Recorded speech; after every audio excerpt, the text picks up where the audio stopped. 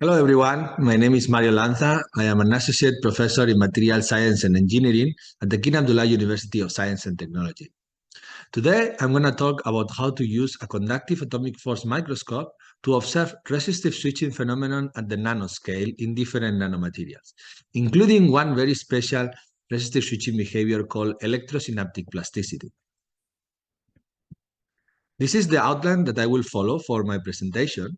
And I'm going to start with a basic description on the tool and on how to explore this phenomenon at the nanoscale. So here in this slide, you can see the main materials that are being used right now for resistive switching technologies, which are phase change materials, metal oxide materials, magnetic materials, and ferroelectric materials. There are many other studies that are focused on other new material like two-dimensional materials, perovskites, MCINs, etc. However, these are the ones that has attracted most attention so far. And they have several different applications. The most important are information storage. For this one, there are already commercial products based on phase change, metal oxide, and magnetic materials. Electronic memories made of ferroelectric materials are not based on resistive switching effect. The ones that are now under investigation are the ferroelectric field effect transistors, but these ones are still in development stage. However, it's important to understand that there are already commercial products and companies making money out of this resistive switching phenomenon. There are also other applications that are now being investigated by different groups. The most popular is using these materials for computation. This is something called neuromorphic computation, which is based in crossbar arrays. But also they are being used for data encryption and high-frequency data communication. It's very important to highlight that these are the two most popular applications where people is more interested. And for these two, they are both high integration density applications. This means that in order to process or compute high amounts of information, you need to have a lot of resistive switching devices within your microchip. And to do this, the devices have to be very, very small in the nanoscale range. However, there are many studies that focus on novel nanomaterials for resistive switching investigations that use very big device sizes. And they claim that the observations that they have could make these materials promising for the future of information storage and neuromorphic computation. And that's not strictly correct, because the fact that one large device shows one electrical phenomenon doesn't mean that a small device made of the same materials is going to show the same electrical phenomenon. So we have to study these materials at the nanoscale in very, very small devices. However, this can be a problem for many scientists because the lithography techniques that fabricate devices with such a small size are very expensive and very complex to use. We can use, for example, electron beam lithography. However, going to lateral sizes below 100 nanometers is very challenging. So in my group, what we have done is to use one technique called conductive atomic force microscope. And this technique its acronym is CAFM, and it consists on having an ultra sharp tip. This is something that we can easily fabricate. That is conductive, and then we can employ it as a conductive electrode to prove the electrical properties of different materials at the nanoscale. And using this setup, we can also observe resistive switching. And here I'm going to show you one example. This is a work that I did for my colleagues in Peking University when I was postdoc, in which they were fabricating and measuring 50 micrometer by 50 micrometer metal hafnium oxide metal capacitors. This device structure, the hafnium dioxide was polycrystalline. It was annealed at 600 degrees. And what they were doing readily in their lab was to measure resistive switching phenomenon, non-volatile bipolar resistive switching. And here you can see the main electrical characteristics that they collected. When they apply a ramp voltage stress, the current starts to increase until a point around 5 volts in which they trigger the dielectric breakdown. If they limit the current, this phenomenon can be recovered, and then they have again a high resistive state. And after that, they observe cyclical transitions between the high resistive state and the low resistive state. And they were measuring this, and the performance was relatively good for that time. However, they didn't know why this phenomenon happened. And they asked me for help to see if I can do something with the conductive atomic force microscope to explore this phenomenon at the nanoscale. So what I did is I didn't employ the electrodes they use. I used my conductive atomic force microscope tip as a top electrode. And then I apply the same ramp voltage stress that they apply at many different locations on the sample, randomly selected. And I observed something interesting. When I apply ramp voltage stresses, most of the locations don't break at 5 volts, but they break at much higher voltages, always above 12 volts. And after that, I never observed resistive switching when I apply a negative ramp. So this was very confusing. However, we found a couple of locations in which the dielectric breakdown voltage was similar to the one observed at the device level. And after this, I always observed non-volatile bipolar resistive switching, which in fact was very similar to the one that they observed at the device level. With some differences, of course, because in the device level, you always have background current, but it was very, very similar. And we know from the device level measurements that the dielectric breakdown always takes place at the weakest location of the sample. This is from the basic theory of the dielectric breakdown phenomenon. So when we reach those locations with the tip of the conductive CAFM, we really could observe resistive switching. So now the question was, okay, which are these weaker locations? Which locations are more conductive than the others? So to find out an answer for this question, we first measured topographic and current maps simultaneously on the surface of the sample. And we observed that the samples were polycrystalline and that there was a higher amount of leakage current at the grain boundaries. Actually, there is a very good topographic current correlation. And actually, at some points, some of these, because this image is collected under a constant voltage. So for some of these grain boundaries, we even trigger a dielectric breakdown spot, which always is aligned in one of the grain boundaries. In another scan using Kelvin-proof force microscope, we found out that these grain boundaries correlate with a higher contact potential difference signal, which basically means that we have a higher amount of charge trap in the dielectric at those locations. This sample and this sample is the same, but they look a little bit different in the topography because this measurement is performed in air and this one is performed in vacuum with a sharper tip. So that's it. We found that the resistive switching phenomenon in this polycrystalline hafnium oxide is related to the charge trap at the grain boundaries. And actually, the technique was so nice that we could make statistical analysis of the diameter and the currents driven by the spots in both states, in low resistive state and in high resistive state. So here you can see an example of how powerful this technique can be because it really allows you to assess what is the origin of the resistive switching in this material.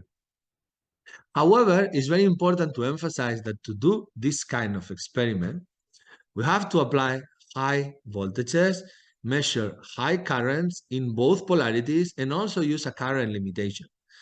However, this is something that cannot be done with any commercial conductive atomic force microscope. The commercial atomic force microscopes normally measure in air, and in this environment, if we measure a metal oxide, normally we can only measure currents in one polarity, which is injecting electrons from the substrate. When you inject electrons from the tip, because there is this water meniscus, you produce one chemical reaction called local anodic oxidation, and this prevents the measurement of current in the other polarity.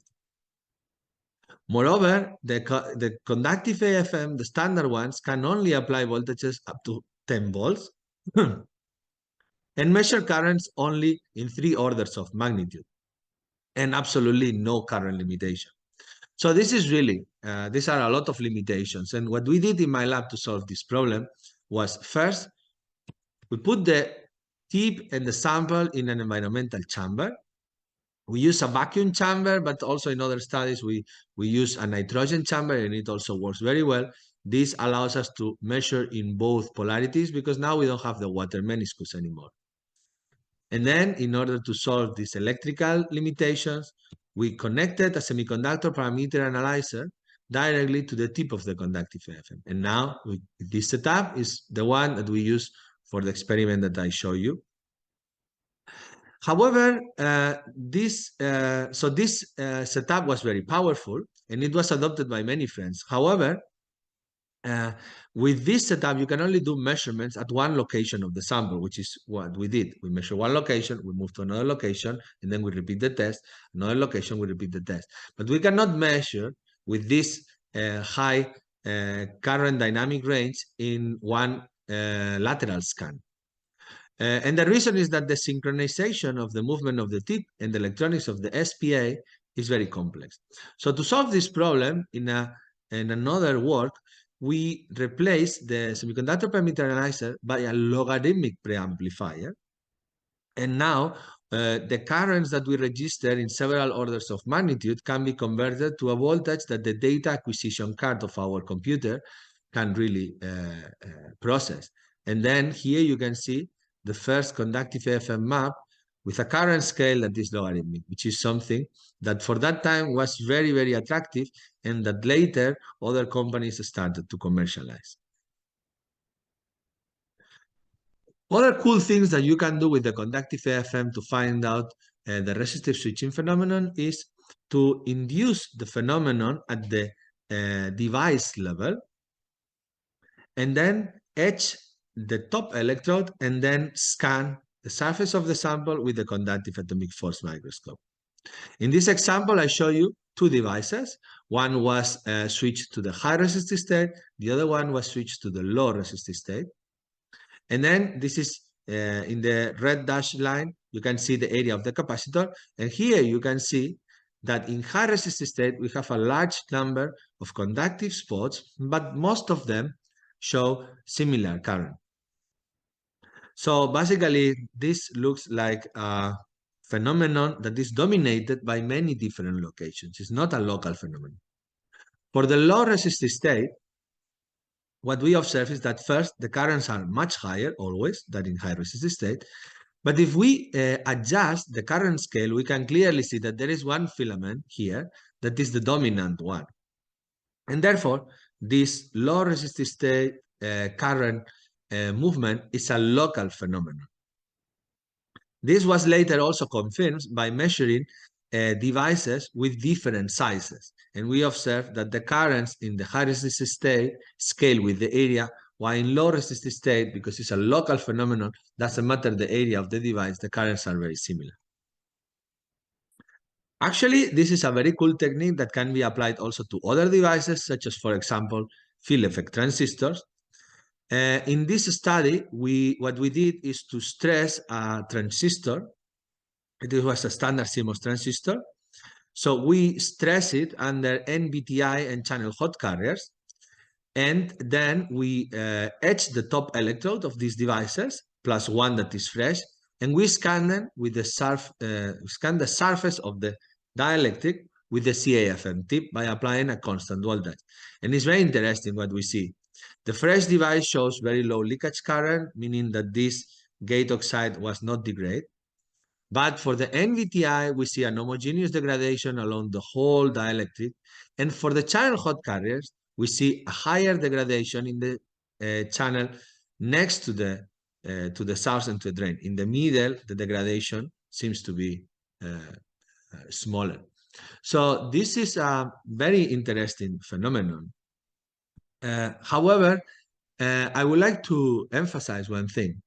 When you use this method, you have to be very careful to use an etching method that is very, very selective. Otherwise, you may be damaging the surface of the oxide that you want to study. So one technique that tries to avoid this problem is called four-dimensional electrical characterization with the conductive atomic force microscope also. And it consists on something like this. After you make your whatever stress in your device, you can etch the top electrode with the tip of the conductive AFM if you apply a constant force that is enough high. So here in this schematic, you see the structure of the device. And then in this second scan, we can, this has been collected after one scan with a higher contact force. So what we do is one scan with a higher contact force, and then one with a lower contact force. We see if we have completely etched the surface of this top electrode. If not, we scan again, we scan again, we scan again until we reach the surface of the dielectric, which is what we want to measure. You will easily recognize that you arrive to the surface because when you start to scratch this top electrode, the tip is metallic, the top electrode is metallic, metal with metal. If there is a little bit of some microvolts offset, this is going to be showing you current even if you don't apply voltage. But when you arrive to the oxide, the current will vanish, and now you need to apply voltage to see current across the dielectric. So using this technique, in this article, some authors, they etch the top electrode. You can see this is the topographic profile of the electrode before they start to etch. After they etch few nanometers, you can see this is the progression of how this top electrode is being etched. And finally, after etching the whole top electrode, this is what you see. Here is the surface of the dielectric. So they do this for different devices, one that is fresh, one that is in low resistive state, that means after the set event, and one that is in high resistive state, that means after the reset event. As you can see here, the fresh device shows no current for the constant voltage that they apply. And after the set, for only 50 millivolts, they observe a large conductive filament of around 40 nanometer in diameter, and in high resistive state, the filament has become much smaller. So this is a really interesting experiment. Actually, the technique is so interesting because there is nothing that prevents you from keep etching the dielectric also. So in this other paper, these authors, after removing the top electrode, they also do this slice and read process inside the dielectric that they are studying. And what they managed to do is to collect different current maps at different depths. So here it is what I call a four-dimensional image, because you have the three space dimensions plus the current scale, which is the color scale.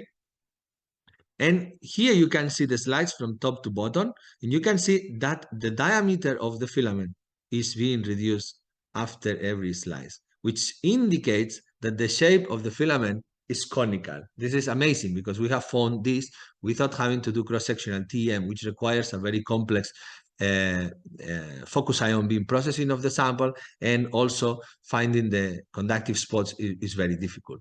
So very, very interesting technique, amazing method. Just let me point one thing, which is that this kind of etching of the sample with using the conductive AFM tip by applying high force is something that has to be done in a very, very controllable way. Because otherwise you can really break the tip and also break the sample. So I'm going to show you one example. Here in this study, we scan the surface of 50 nanometer aluminum oxide with the tip of the conductive AFM. And then after the scratch, we deposit different materials in order to process this with cross-sectional transmission electron microscopy. So you can see here the picture showing the 50 nanometer thick aluminum oxide, and this is the region where we have etched, which is 1 micrometer. It's 500 nanometer. So you can see if we focus here and here, outside we can see that the structure of the dielectric is amorphous, is nearly perfect. However, inside the etched region, we see that the phase of this material has been changed. So basically here in this experiment, the material has been damaged because the etching has not been done in a very, very controllable way. Moreover, we can also etch the tip, because the tip, normally the type of tip that is done for this experiment is a boron dope boron dope diamond tip. It can be solid diamond or silicon tip with a boron dope diamond coating. Anyway, in both cases, the diamond is very resistant, but it can accumulate debris from the surface of the sample at the apex and lose completely the conductivity and the sharpness. So this, again, has to be done in a very controllable process. Actually, another indication that we damage the surface of the material is that, for example, we take a piece of silicon, we make an etching scan here. So you can see that the etching scan is 1 nanometer, but everything here is silicon. However, after that, if we collect a current map, we can observe that the region where we have etched is very insulating compared to the rest of the semiconducting silicon sample. Actually, in the cross-sectional TEM images, when we cut here, we also observe a strange trace that seems to be related to some thermal heating during the etching. And this is not related to the focus ion beam, because in some samples that have not been exposed to this AFM etching, we never see that trace. Also, some problem that you can find when you etch is the accumulation of debris. In this case, we did it in a little bit more controllable fashion, so we don't have this accumulation of debris, but this is also something that is common if you find more works in the literature. So, very useful technique, because we don't have this problem of the selectivity, but it has to be in a it has to be done in a very controllable way. In the next step, we present a method in which we can avoid having to etch the top electrode. To do this, the key point is to use a top electrode that is a liquid. So we fabricate a test structure that is, here we have the bottom electrode and the dielectric that we want to study. And then we deposit a thick photoresist, and the top electrode, solid electrode, is on top of this photoresist. So it's not contacting. There is no flow of current here. However, in between the electrode and the window, we deposit a highly conductive ionic liquid. Well, actually, the conductivity of the ionic liquid can be tuned, as I will show you now. And then we put the probe station tips between here and here. So basically, the probe station tip is electrically connected to the window through this ionic liquid. And after, so here we can apply whatever electrical stress that we are interested. And after that, we can rinse easily the ionic liquid, and then we have the surface of the sample, the window, exposed for doing any kind of analysis that you want. You can do conductive AFM, but also SEM, as in these pictures, nanosims, as I will show you also, to find the chemical composition of the sample after the stress. So here in this slide, I show you the fabrication process of this test structure. It's nothing special, something that we do in our lab very commonly. And then we fabricated several test structures with different window size. And we use an ionic liquid called DEME-PF4. This is a type of ionic liquid. It doesn't have a especially high electrical conductivity, but this is still enough conductive for us to measure current. So what we did is something that consists on, we apply ground voltage stresses to read what is the conductivity of the sample, what is the currents driven by the sample. For the fresh samples, this is the level of current that we reach. And then after that, we apply a constant voltage stress of 5 volts during 5 minutes in order to change the conductivity of the sample. And after that, we measure another ramp voltage stress, which is the red line that you have here, okay? So we can clearly see that the currents after that constant voltage stress have increased for 1 order of magnitude. This current change is a non-volatile effect, because we wait here for 15 minutes more, and then we observe that the current level that didn't change. So this is a non-volatile phenomenon. After that, we apply another stress for -5 volts for 5 minutes, and we collect 1 ramp voltage stress. And we observe that Now, after the negative stress, the conductivity of the sample has been recovered to the initial state. So this is the demonstration of the presence of non-volatile bipolar resistive switching in this material. By the way, the material that we use in this experiment, which I didn't mention, is titanium oxide. You can see more details in this article. Something interesting is that when using this ionic liquid, we observe area dependence both in high resistive state and also in low resistive state, which is indicating that this is not a local phenomenon. This is distributed, similar to what I explained in one of the previous slides. So we wanted to gain more knowledge about what's going on in this sample. And then we perform current maps with the conductive atomic force microscope. Here, this is a 2 micrometer by 2 micrometer scan. For the fresh sample, there are very few locations that show high currents for the voltage applied. But the sample that has been stressed for 5 minutes at 5 volts shows a larger amount of locations that drive high currents.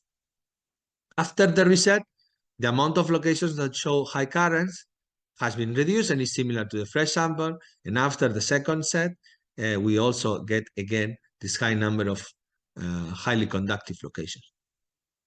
And something very interesting is that the software of the conductive atomic force microscope allows you to quantify the size and the currents driven by these spots. Here you can see statistical analysis of the area of these spots and the maximum current driven by these spots in each one of the 4 states. And you can see a very clear correlation. So this is indicating that the ionic liquid is really triggering the resistive switching in the material. And the conductive CAFM help us to find out that this is a distributed phenomenon. So, moreover, something very cool that we also did in this test structure is to measure what is the chemical species responsible for the resistive switching. Something that is very difficult to do if you have the top electrode. So basically, in this experiment, we apply the constant voltage stress for different time. And after that, we analyze the oxygen signal on the surface of the sample. And we observe that the longer the stress time, the higher the amount of oxygen on the surface of the sample, which indicates that the resistive switching is triggered by the movement of oxygen ions towards the surface. Actually, oxygen ions are negatively charged. The voltage that I am applying to the ionic liquid is positively charged, so it makes all the sense that this resistive switching is based on the movement of this migration. But this is an in-situ confirmation of this phenomenon. It's not just whatever speculative schematic based on speculation. It's normally device level measurements. You don't have any clue about what is the oxygen species that is moving. And when people show device level experiments followed by some schematics, this is just imagination. It's not a real confirmation. This is an in-situ confirmation done by, in this case, nanosims technique. In this other experiment, what we did is to change the type of ionic liquid. Now we have one that is more conductive. And what we observe is that now when we measure devices, well, test structures with different size, there is no dependence in the low resistive state, meaning that there is one single filament that is more conductive than all the other regions on the sample. So we wanted to find out this. However, this is a very challenging experiment because this is 20 micrometer in diameter. And the filament can be very small. So at the beginning, when we start to collect current maps of this area, we didn't observe any single filament. And it was very difficult. And the reason was that when you scan this with the standard settings of the conductive CAFM, which is 256 lines and 200 per scan and 256 points per line, you don't observe the filament because the filament is in between two of these pixels of the image. So what we did is we scan with 1024 data points per line and 1024 lines. So this scan took a lot of time. But finally, we managed to observe one location that drives currents that are much higher than those observed in all other locations of the sample. And we managed to find out the conductive filament of 4 nanometer in diameter within this area that was 20 micrometer in diameter. So this was a very difficult experiment. There is another difficulty for this experiment, which is this is a hard material, titanium oxide. This is photoresist. This is a very soft material. So basically, you cannot use a standard setup for this. For this experiment, we use peak force tuner, which measures one location and another location, but not in contact mode. It measures the current in tapping mode. And with this intermittent contact measurement of the current, we didn't scratch the photoresist that we had, and we could observe very well the surface of the material. All right, so in the next step, I want to talk about one technique that is still a little bit in an embryonic stage, but that it can be very useful in the future, which is to input a conductive atomic force microscope into electron microscopy techniques, like, for example, transmission electron microscope. This is a technique that is very useful to observe the structure of the materials. This technique can be coupled with energy dispersive X-ray spectroscopy or with electron energy loss spectroscopy, which can give you information about the chemical composition of the sample.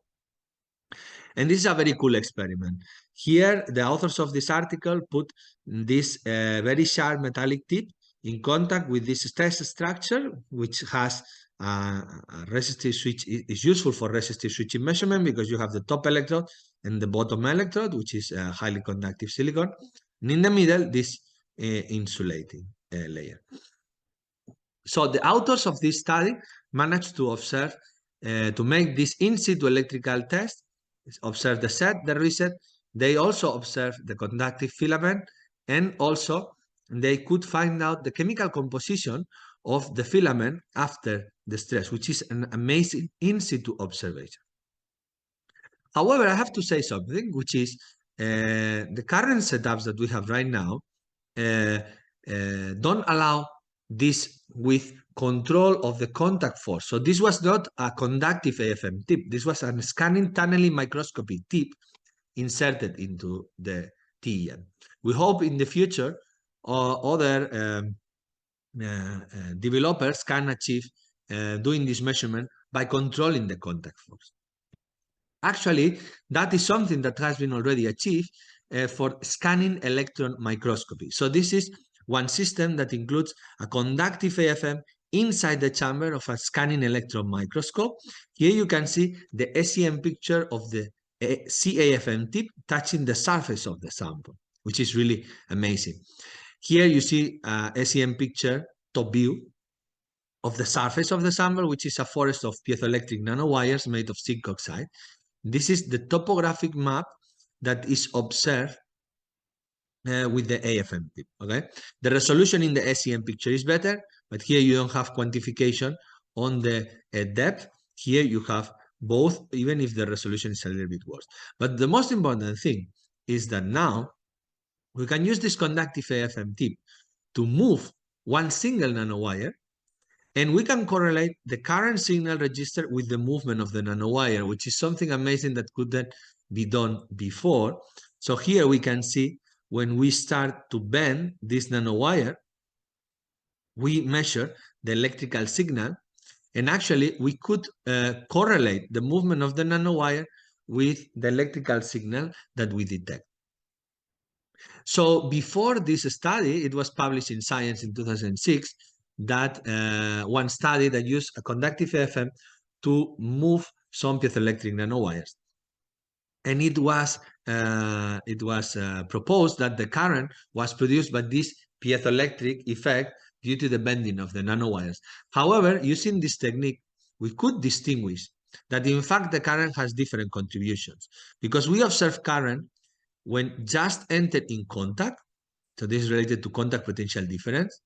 We also observe current when we start to slide the tip on the nanowire, but still didn't bend. This is a type of current production called triboelectric effect. And then also, of course, when we bend the nanowire, we also observe a wider peak of piezoelectric effect. So this demonstration on the origin of the current for these piezoelectric nanowires was only possible thanks to this advanced setup, which is something really interesting. And I think in the future, this kind of setup can be very useful for analyzing many different kinds of materials. Let's say, for example, two-dimensional materials when they bend, etc. So finally, I'm going to go to the observation of nanoscale electrosynaptic phenomenon. So nowadays, we are using the resistive switching devices as electronic synapse for this data computation application that I showed you at the very beginning. However, in that type of application, the electrical impulses that we need to apply and the electrical signals that we need to apply are dynamic. So we normally don't apply ramps of voltage and we measure the current as I show you for the memory application. But here we normally need to apply very short and fast pulses and then register the current during the pulse and after the pulse. So here you can see an example of some figures of merit that have been collected in resistive devices for computation. You can see that they apply a train of pulses and then measure how the current increases and decreases. This is a phenomenon called potentiation and depression. They also need to see if these states are stable over time. So they need to apply a constant voltage stress and measure the current over time. In this other case, they measure the current over time after one voltage pulse, and they can observe how this current relaxes over time. Here, they apply a pair of pulses and measure how the current increases. And actually, by changing the time between the spikes, they can observe that the current can increase or also decrease. So this is something, a phenomenon. The correlation between the current observed and the duration of the time is something called excitatory postsynaptic plasticity. And also we can make this displacement of the pulses and measure how the conductance of the device change in percentage, and this we can build up one figure of merit called spike time independent plasticity, as you can see here. So these are all very interesting experiments, but the standard conductive CAFM cannot do this. Moreover, the experiments that you saw in the previous slide, they are normally done in large devices. If we check the literature on memristive devices for this data computation, for this application as electronic synapse, you can see that the size of most studies is in the micrometer, even millimeter range.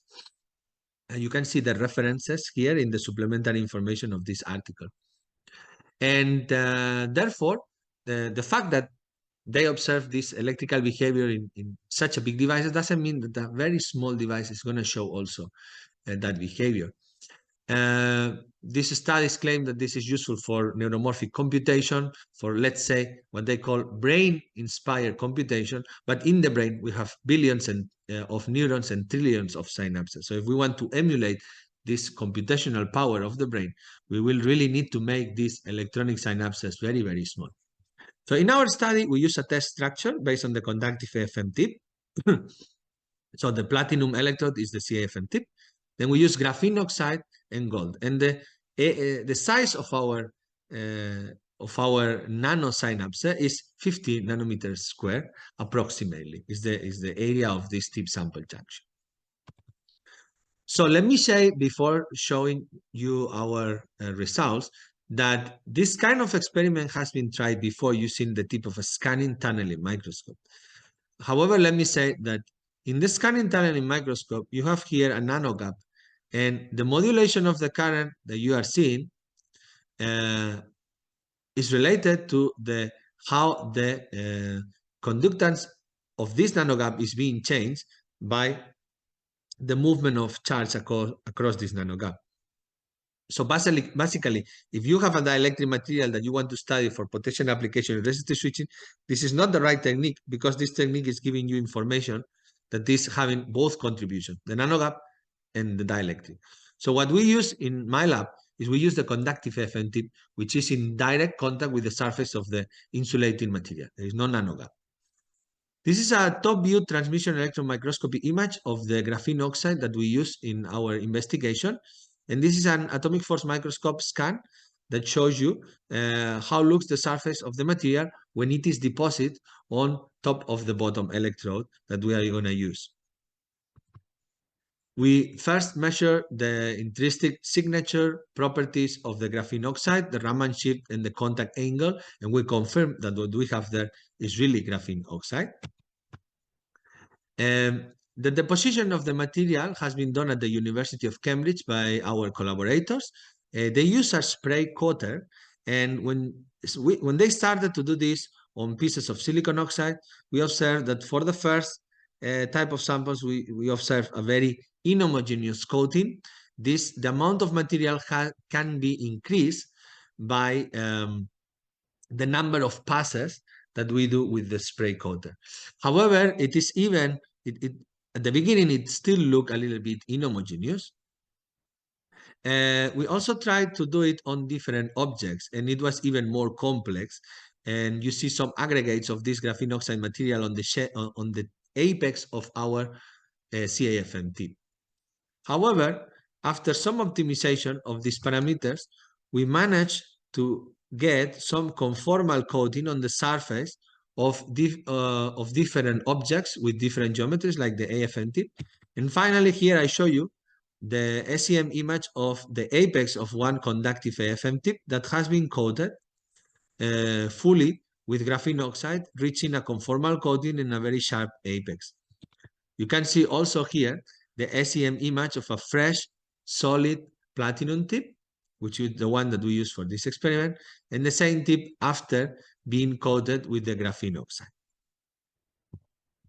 So we use for our experiments two types of setups. The first one is to coat the AFM tip and put it on the bare surface of a metal. The second one is to use the bare surface of the tip in contact with a metal that has been coated with the graphene oxide. We can use both types. Here you see again the surface of the fresh tip and the surface of the graphene oxide coated tip. The setup that we use is not the standard one. This is the standard one. The one that we use is this improved one, which is the semiconductor parameter analyzer connected to the tip of the AFM, which, as I mentioned at the beginning, can apply high voltage, measure high currents, apply a current limitation that can moreover be selected by us, and also can apply both ramp voltage stresses and pulse voltage stresses, which is what we want for this type of experiment. So first, we use the standard setup, okay? You see, low voltages, low currents, but this allows us to observe reproducible threshold type resistive switching in one single location of the sample. We apply one ramp. We see that the conductivity of the material changed because now for the backward IV curve, for the same voltage, I see much more current. When the voltage is ramped down to 0, I see the current is recovered. So this is a volatile effect. And for the next ramp voltage stress, it also comes here again. So during the time in which the voltage is off, which is simply few milliseconds, since we make one click and another click, this conductance change has been recovered. We can make statistic of the set and the reset voltage. We can observe it here very clearly. They don't overlap. However, we want to see this relaxation process. And to do this, we need to apply pulses. So here, we apply pulses of voltage. And here what I show you is only the current signal. And we can see clearly the relaxation process of the current. And now what we want is to, by applying pulses, potentiate the conductance of the device and increase this current. But to do this, what we need to do is to reduce the time between the pulses so that the device doesn't have time to completely relax. Here still has time to completely relax, but you see, if we further reduce the time, now there is not enough time for the device to relax, and it starts to increase the current. However, this increase is a little bit erratic because we are not using the proper metal. Here we are using copper. In the next experiment, we are using gold. And now when we test different sites, which is many different test structures, we can observe the potentiation, which is very progressive and is very repetitive for different locations. We reach similar amounts of current, and the speed for the potentiation is similar. Actually, you can see it better in this plot that shows the current of each pulse in a linear scale.